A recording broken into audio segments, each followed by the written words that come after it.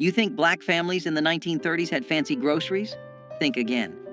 During the Great Depression, African American communities faced crushing poverty and discrimination that made survival an act of defiance. Yet from bare cupboards came dishes so ingenious they became culinary legacy. Here are 30 cheap 1930s dishes our black ancestors ate to survive. Dried bean soup was once the lifeline that kept entire black families fed when money disappeared and hope ran thin. Women would sort through pounds of dried pinto or navy beans, picking out pebbles and debris before soaking them overnight in large pots. The next morning, those beans went into cast iron kettles with whatever scraps could be found. A ham hock if lucky, fatback if not, sometimes just salt and onion. The pot simmered all day on wood stoves, filling shotgun houses with steam and the promise of something hot. By evening, the beans had broken down into creamy richness, thickened by their own starch until each spoonful coated the tongue. Families ladled this soup over day-old cornbread, stretching one pot across 2 or 3 meals. In sharecropping communities across Mississippi and Alabama, dried bean soup appeared on tables 4 or 5 nights each week during lean seasons. Children grew up understanding that beans meant survival, that the pot on the stove represented their mother's determination to keep them fed, regardless of circumstances, through communal strength. Cornmeal mush carried black families through mornings when there was nothing else to put on the table but determination and resourcefulness. Coarse, stone-ground cornmeal was stirred into boiling water with salt, the wooden spoon moving constantly to prevent lumps from forming in the thick porridge. The mixture bubbled and spat as it cooked, thickening until it pulled away from the sides of the pot in one smooth mass. Some families added a precious spoonful of lard for richness. Others made do with just meal and water. Served hot in bowls, this mush provided the calories needed to get through days of backbreaking labor in fields or domestic service. Children ate it before walking miles to segregated schools, their bellies full even if the meal was plain. In urban black neighborhoods of Chicago and Detroit, families who'd migrated north during the Great Migration continued making cornmeal mush, connecting them to Southern roots and survival traditions. Leftover mush was poured into pans to set overnight, then sliced and fried the next morning for breakfast with patient care. Neck bones and rice turned discarded meat into Sunday dinner centerpieces that brought families together despite Depression hardships.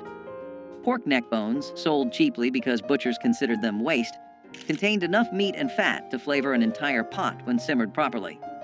Black cooks knew to brown the bones first in cast iron skillets, rendering out fat and developing deep caramelized flavors before adding water, onions, and whatever seasonings the pantry held. Those bones cooked for hours, the meat falling away from cartilage until the broth turned rich and golden. Rice stretched the dish further, soaking up every drop of flavorful liquid while providing filling starch. In black communities throughout the rural South, neck bones and rice appeared at church suppers and family gatherings, the aroma announcing that someone had worked magic with almost nothing. Children sucked marrow from the bones, understanding instinctively that nothing edible should be wasted. The dish represented more than food. It showed how creativity and patience could transform what others dismissed into something genuinely delicious despite economic hardship. Dandelion green salad came straight from vacant lots and roadsides where free food grew abundantly if you knew what to look for. Black women taught their daughters which greens were safe to eat, passing down knowledge that connected them to African ancestors who had survived through intimate understanding of plants. Spring brought tender young dandelion leaves that were gathered in baskets before the plants flowered and turned bitter. These greens were washed repeatedly to remove grit, then torn by hand and dressed simply with vinegar, salt, and maybe a drizzle of bacon grease if available. The result was sharp, slightly bitter, and packed with vitamins that prevented scurvy during winter's lean months. In Chicago's South Side and Harlem's tenements, recent migrants foraged in any patch of green they could find, maintaining connections to rural foodways even in concrete jungles. Children were sent out with cloth bags to gather greens, learning to identify edible plants while contributing to family meals. Dandelion greens represented self-sufficiency and the refusal to go hungry when nature provided freely. Some families wilted the greens with hot bacon fat poured over top, creating a warm salad that felt more substantial through family wisdom. Sweet potato pie without sugar became an ingenious solution when refined sugar cost more than most families could afford. Black cooks relied on the sweet potato's natural sugars, roasting them until their starches converted to sweetness that rivaled any added sugar. The potatoes were mashed smooth, then mixed with a little flour, whatever milk or buttermilk could be spared, and spices like cinnamon or nutmeg if the spice tin held any. This mixture was poured into simple pastry crusts made from lard and flour, then baked until set.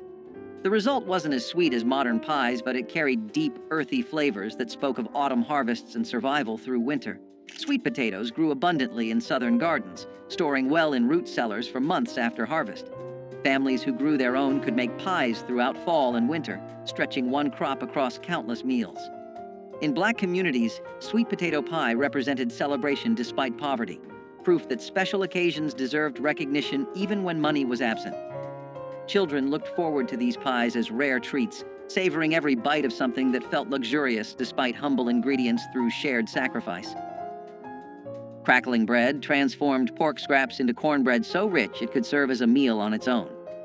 Cracklings, the crispy bits left after rendering lard from pork fat, were considered waste by some but treasure by Black cooks who understood their value. These crunchy, savory morsels were mixed directly into cornmeal batter, along with buttermilk, salt, and just enough flour to bind everything together. The batter was poured into smoking hot cast iron skillets, greased with lard, then baked until the bottom turned dark golden and crispy. Each bite delivered cornmeal's earthy sweetness, punctuated by bursts of porky crunch, creating textural contrasts that made plain bread feel special. In Mississippi, Delta communities, and rural Alabama, crackling bread appeared whenever hogs were slaughtered, ensuring every part of the animal fed someone.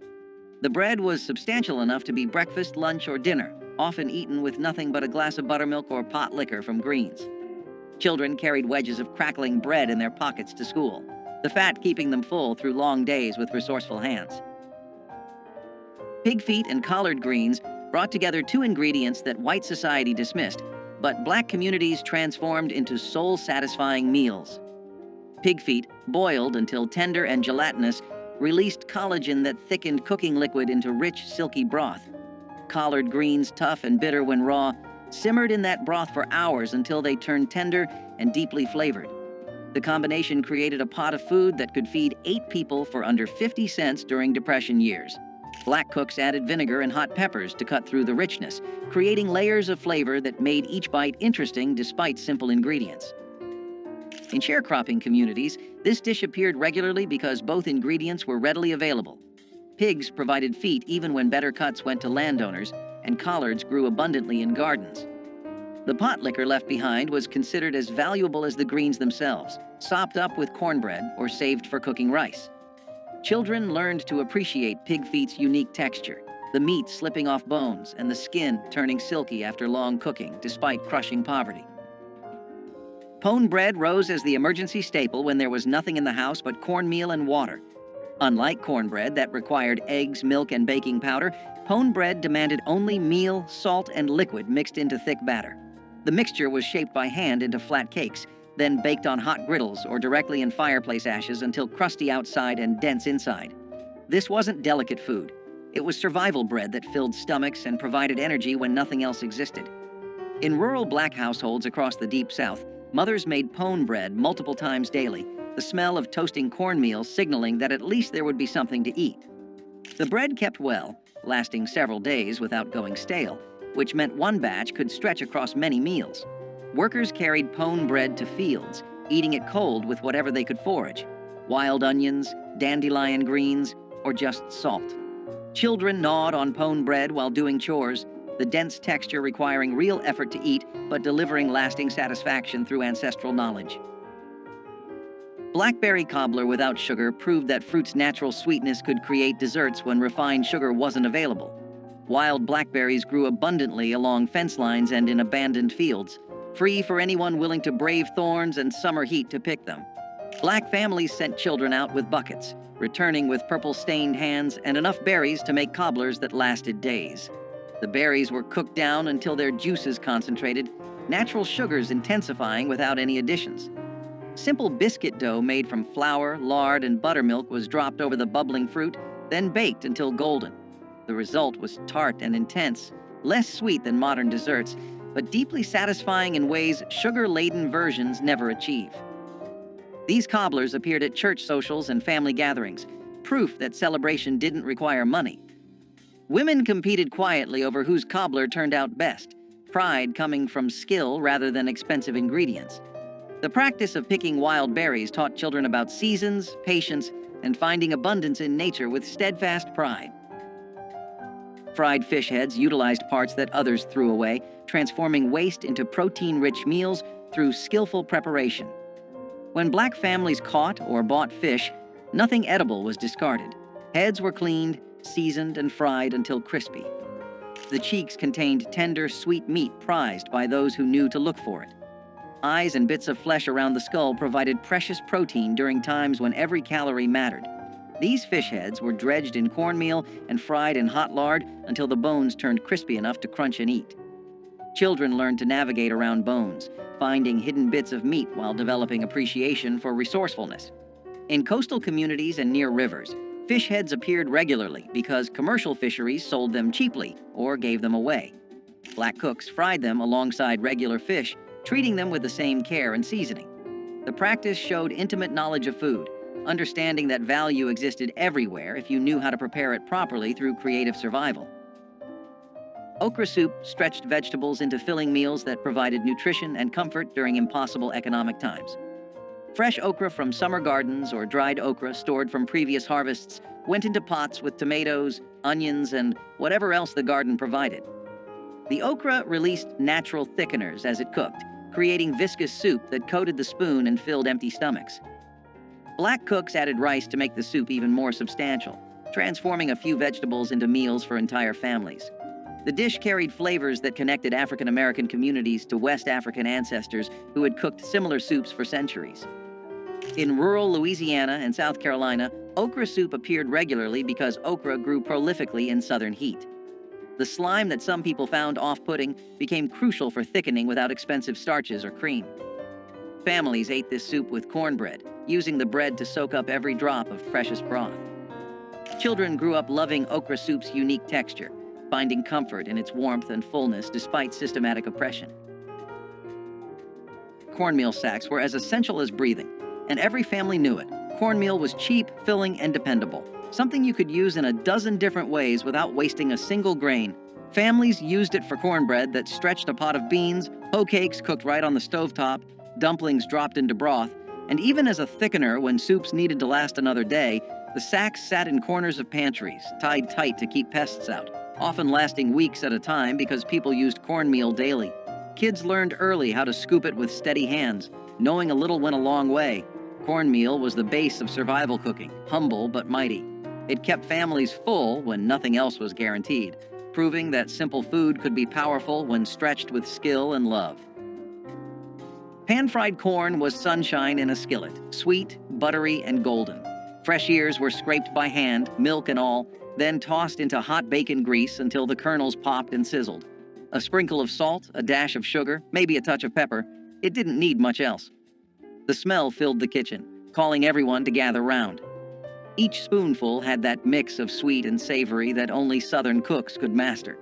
It was summer food, made from corn grown nearby, cooked while the day was still hot and bright.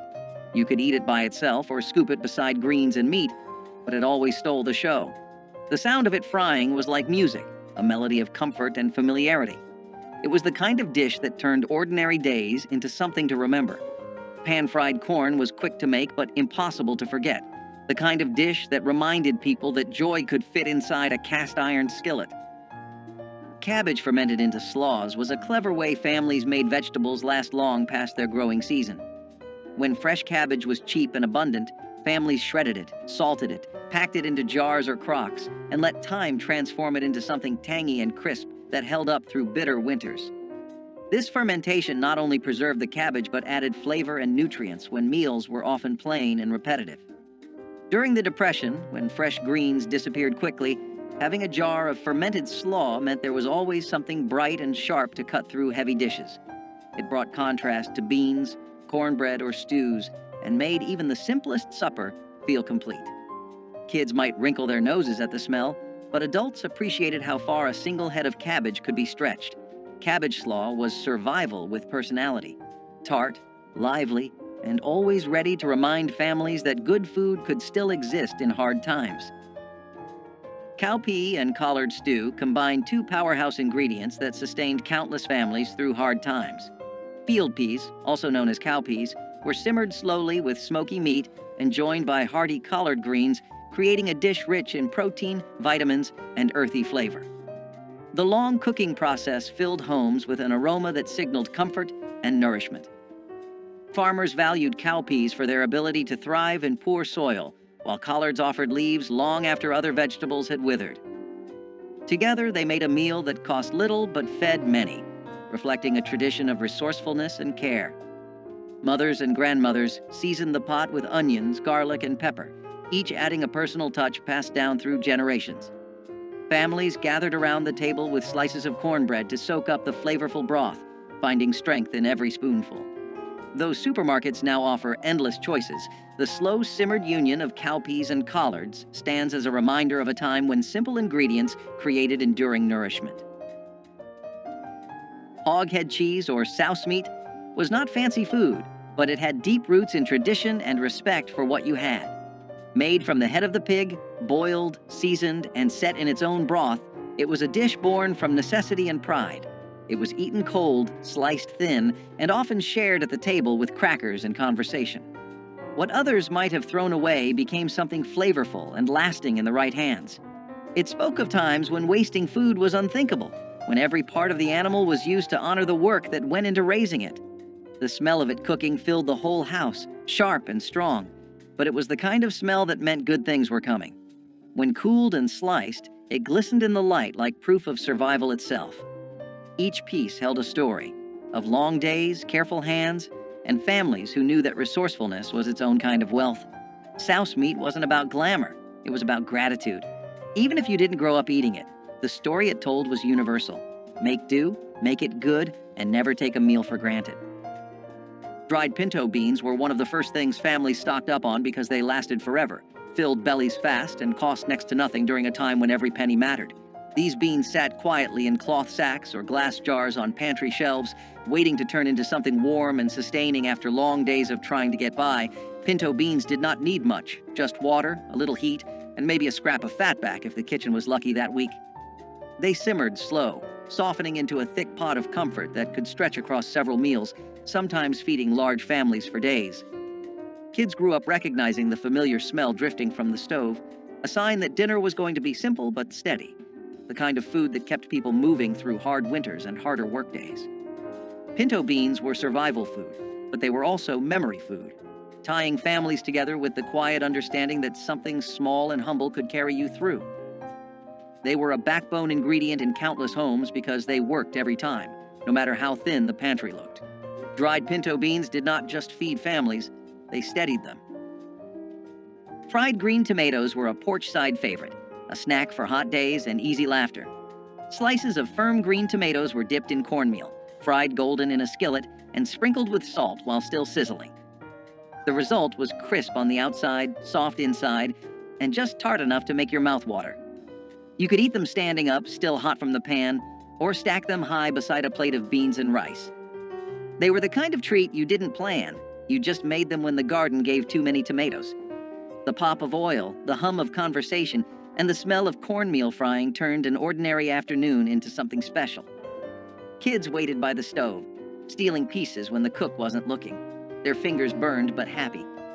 Fried green tomatoes weren't just about taste, they were about time, patience, and community. Their taste was bold but humble, a reminder of summers that felt endless and simple pleasures that cost almost nothing.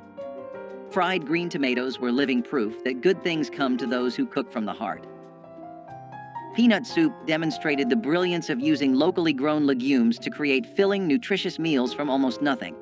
Peanuts, grown throughout the South and often harvested by black farmers, were ground into paste and mixed with water, onions, and whatever seasonings could be found.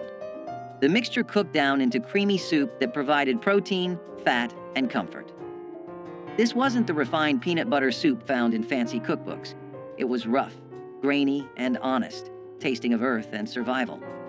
Black families made peanut soup regularly because peanuts stored well and could be ground by hand using simple tools.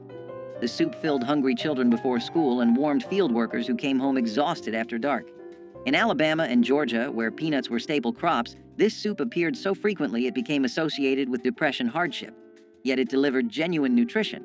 Peanuts provided complete protein and essential fats that kept bodies functioning during starvation conditions with community support. Ash cake bread was born out of fire and hunger, a recipe that came alive in the heart of hard times. Cornmeal, salt, and water were all it needed. The dough was pressed together by hand and buried right into the hot ashes of a wood fireplace. It baked slowly, the outside hardening into a smoky crust, while the inside stayed soft, golden, and warm. When it came out, people brushed away the ashes, broke it open, and drizzled it with syrup or molasses. It had a taste that was both sweet and earthy, like the memory of home on a Sunday morning. Ash cake bread was a working person's meal, something you could make after a long day without needing an oven or a fancy pan. It was food that did not waste or wait, made for those who had nothing extra but still found comfort in what little they had. The smell of it filled small cabins and quiet kitchens, the sound of the crackling fire mixing with laughter or prayer. Every crumb reminded people that strength could grow even from ashes. Syrup bread emerged as the answer when there was nothing to eat but flour and whatever sweetener could be found. Sorghum syrup or molasses, cheaper than sugar and available throughout the South, were drizzled over plain biscuits or cornbread to create something approaching dessert. Black children learned to make this treat themselves, mixing flour and water into simple doughs, baking them quickly, then drowning the results in dark, sticky sweetness. The combination provided quick energy. Carbohydrates from bread and concentrated sugars from syrup, delivering calories needed for labor. In sharecropping families, syrup bread appeared frequently because sorghum was often the only sweetener accessible when white landowners controlled access to refined sugar. The practice taught children to find joy in small pleasures, turning basic ingredients into treats through imagination and willingness to make something from nothing. Women sometimes added a little butter or lard to the bread if available, creating richness that complemented syrup's sweetness through ingenious adaptation. Onion skin tea was one of those old remedies that could quiet both body and soul. When someone had a cough or a fever, or when food simply ran out, a pot of this humble tea came to the rescue. Dried onion skins were gathered from the corners of the kitchen, rinsed and steeped in boiling water until the liquid turned golden brown. The scent was sharp but comforting, a mix of earth and sweetness that filled the air with warmth. Some added honey if they had it, or a squeeze of lemon, but even plain, it had its own charm. People believed it could heal and strengthen, and maybe it did, because hope itself can be medicine. Onion skin tea was born from patience, brewed by hands that knew how to stretch every last bit of life from what they had. It was the taste of resilience and care, a sip that made you believe tomorrow might be gentler. Okra fritters with corn silk were the kind of kitchen magic that only came from necessity and imagination. In the long summer months, when the fields were full and money was not, people used every part of what they harvested. The corn silk that clung to the ears was not thrown away, but saved and shredded, added into batter alongside chopped okra, flour, and a splash of milk or water. When dropped into hot oil, the fritters puffed and crackled, their edges turning golden and crisp. The smell was something you could follow from down the road. Warm, nutty, and sweet with that faint scent of corn. Each bite was crunchy on the outside and tender in the middle, with little strings of corn silk that gave it texture and charm. They were served with syrup or vinegar, depending on what the family had, eaten right out of the pan when patience ran out. Okra fritters with corn silk were food born from care and cleverness, proof that waste had no place in a humble kitchen. Every family had its own version, passed quietly between generations, carrying the taste of late afternoons, hard work, and simple joy. They were poverty's poetry, fried into something worth remembering. Chicken feet soup proved that even the most unlikely parts could become nourishing meals through patient cooking. Chicken feet, sold for pennies or given free by farmers, contained collagen that transformed into rich, gelatinous broth after hours of simmering.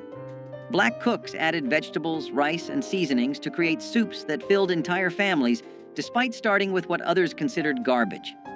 The feet's cartilage and tendons broke down into silky broth that coated the mouth and provided genuine satisfaction.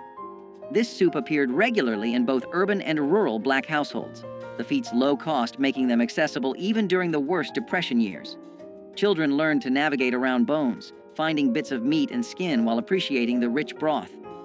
The practice of using chicken feet showed respect for animals and refusal to waste anything edible. In Chinese and Black communities, chicken feet were prized ingredients rather than trash, cultural knowledge preserving their value.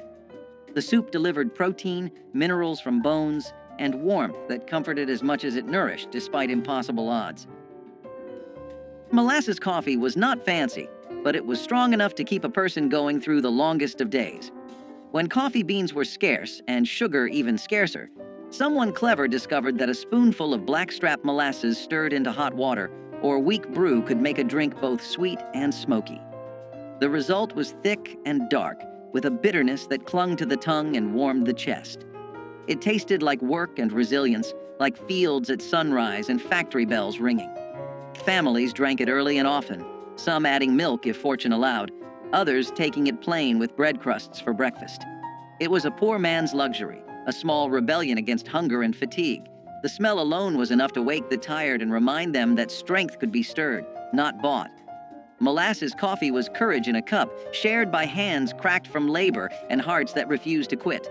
It carried the spirit of people who built their mornings out of willpower and steam, proving that dignity could live even in the thinnest brew. Onion gravy transformed the cheapest possible ingredients into something that made even plain rice or potatoes taste worthwhile. Black cooks sliced onions thin and cooked them slowly in whatever fat was available: bacon grease, lard, or even plain vegetable oil. The onions broke down into sweet, golden strands that formed the base for gravy thickened with flour and water. Salt and pepper provided the only seasoning, yet the result delivered satisfaction far beyond such humble beginnings. This gravy appeared on Depression-era tables multiple times weekly, stretching small amounts of fat into meals for large families. The onion's natural sugars caramelized during cooking, creating complex flavors that made poverty food taste almost luxurious. Children sopped up onion gravy with biscuits or bread, their empty plates evidence of genuine hunger satisfied.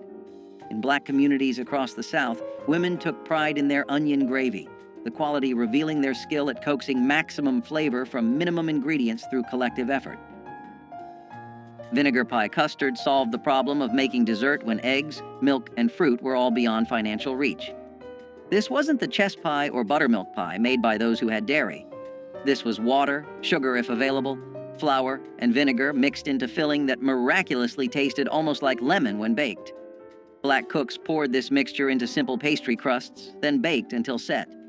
The vinegar provided tartness that balanced what little sweetness could be achieved, creating desserts that children actually looked forward to eating. The pie represented ingenuity born from desperation, proving that treats didn't require expensive ingredients when creativity filled the gaps. In communities where children had never tasted real lemon pie, vinegar pie was special occasion food that marked birthdays and holidays. Women experimented with different vinegar types and proportions, developing recipes that became family secrets.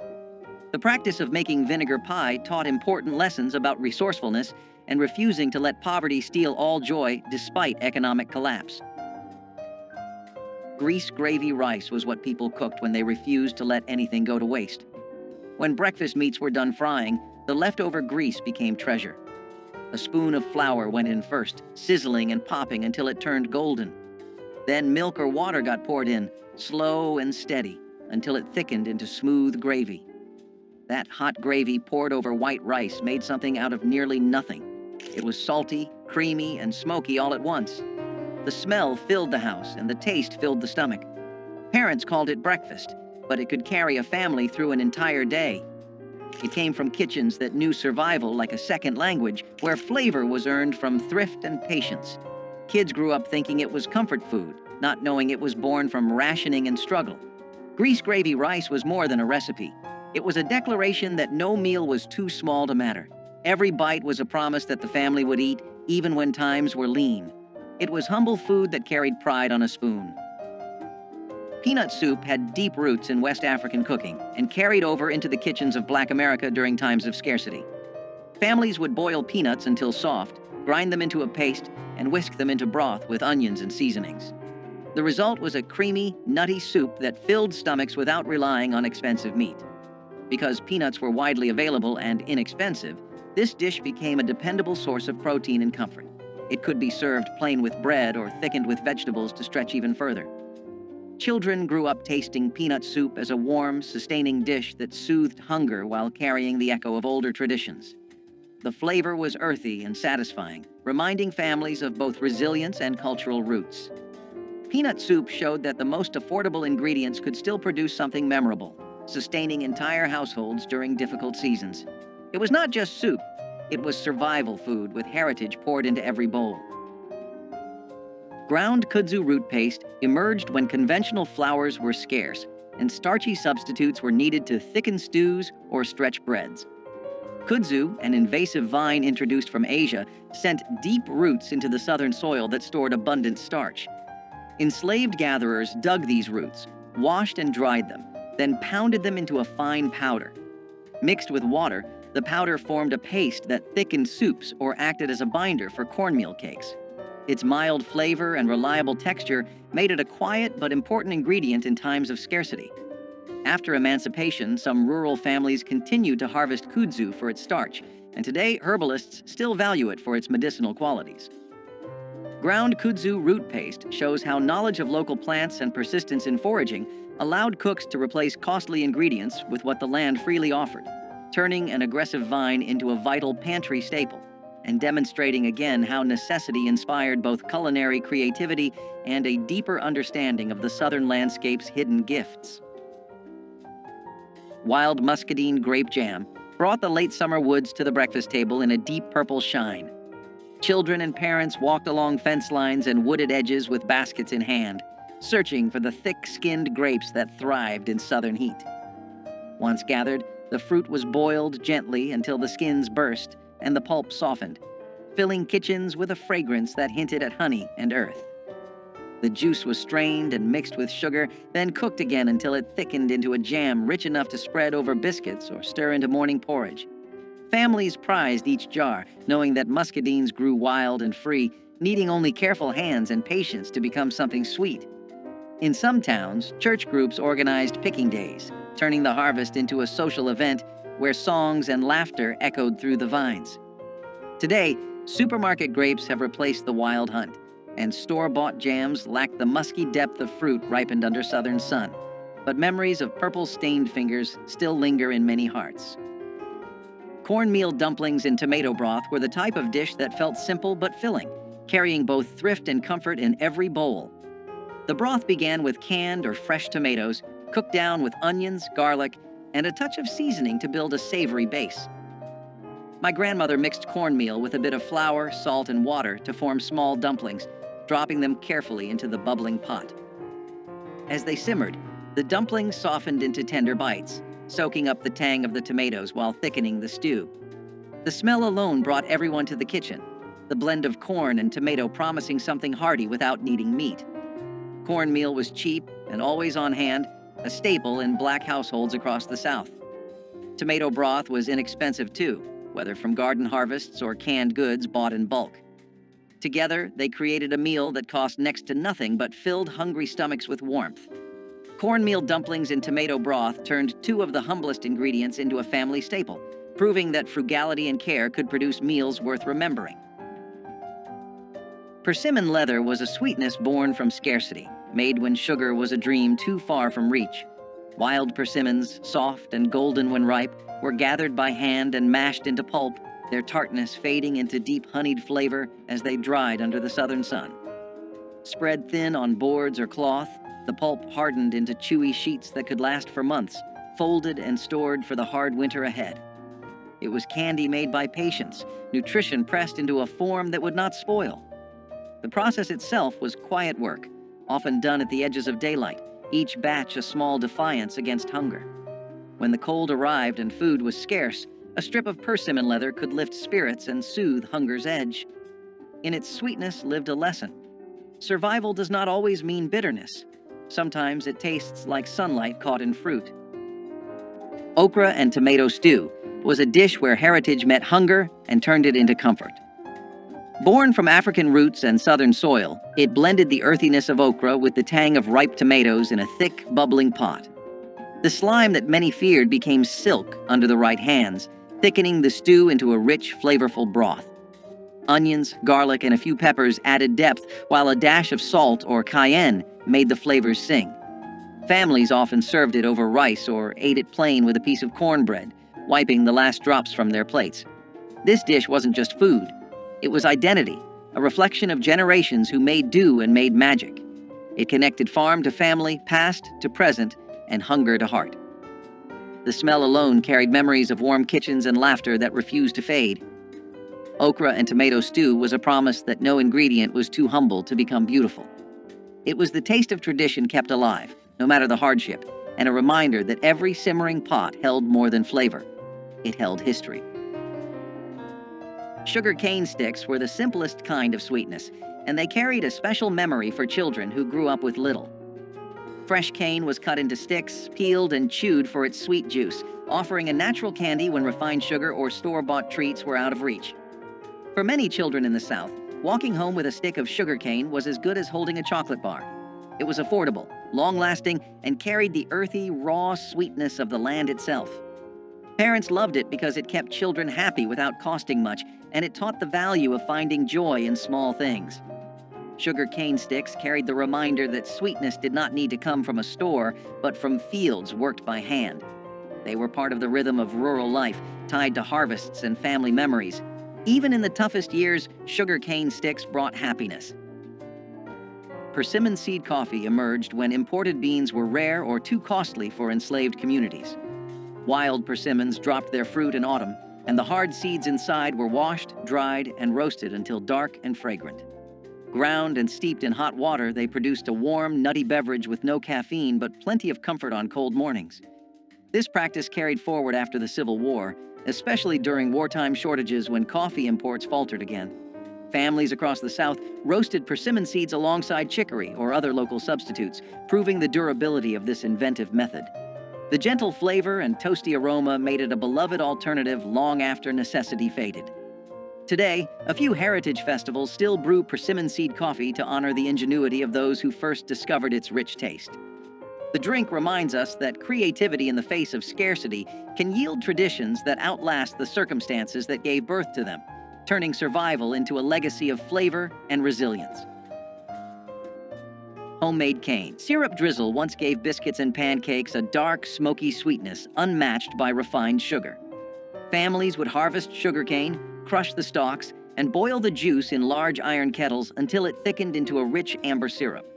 The work was hot and sticky, often stretching from dawn until late night, but the reward was a flavor that defined Southern breakfasts and holiday treats. Children watched the bubbling kettles with wide eyes, waiting for a chance to taste the warm syrup on a fresh biscuit. Neighbors often shared the labor and the finished product, turning the syrup making into a community event as well as a culinary one. Over time, industrial sweeteners and store-bought syrups replaced the careful craft, and the knowledge of how to coax sweetness from cane faded with older generations. For those who remember, a spoonful of homemade cane syrup is more than a taste. It is a memory of family unity, hard work, and the sweetness that perseverance can bring. Parched corn coffee was the taste of resilience in a cup. When real coffee was beyond reach, enslaved people roasted corn kernels in iron pans until they turned dark brown, then ground them into a coarse powder and steeped it in hot water. The brew was smoky, earthy, and faintly sweet, a humble echo of the luxury drink denied to them. It offered warmth in the early hours before sunrise, when labor began and the cold bit through thin clothes. Parched corn coffee was both necessity and ritual, a way to face the day with something that felt human, dignified, and shared. It was brewed from what the earth gave freely, proof that comfort could still be created from scarcity. In its bitterness was a taste of endurance, and perhaps quiet defiance too. Turnip green pot pie was a dish that blended creativity with thrift, transforming greens into the centerpiece of a meal. My grandmother cooked the greens down with onion and broth until tender, then poured them into a dish and covered them with pie crust or biscuit dough. As it baked, the crust turned golden and flaky, soaking in the juices of the greens below. It looked like a Sunday supper, even though it was made from humble garden vegetables.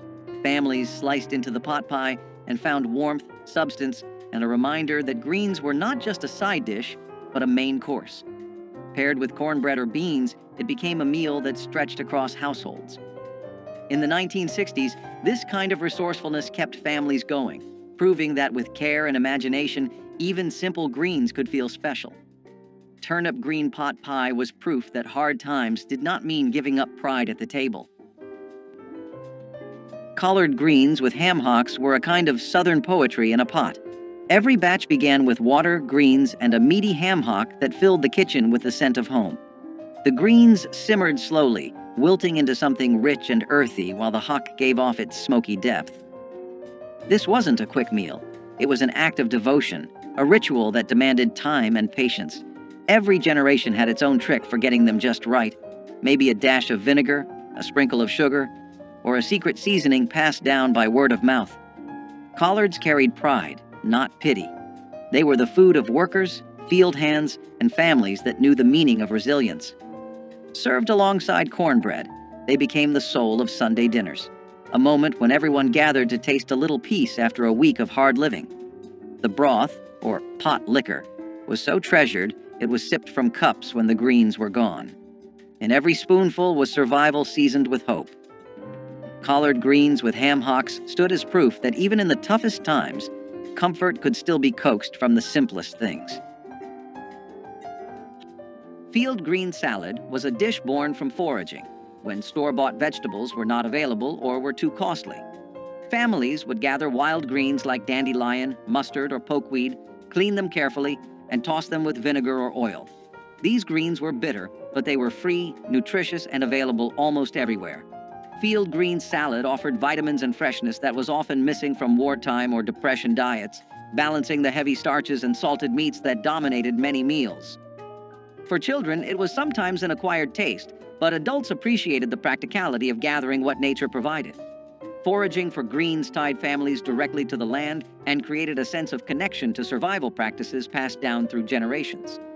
Field green salad reflected both hardship and resilience, reminding families that the earth itself could provide when markets could not.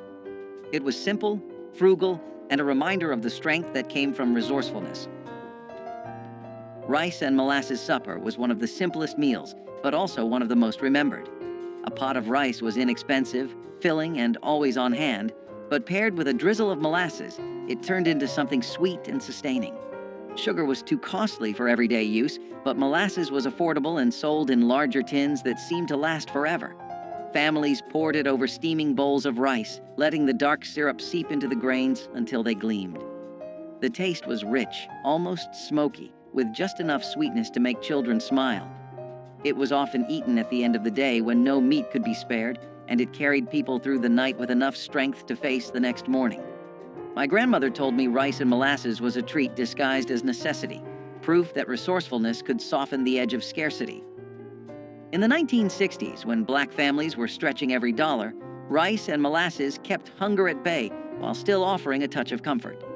Simple, cheap, and unforgettable, it was a meal born of need but remembered with love. Which of these survival dishes hits closest to home for you? Drop a comment with your family's Depression-era recipe, hit that like button, and subscribe so we can keep honoring these forgotten but essential pieces of our history together despite overwhelming hardship.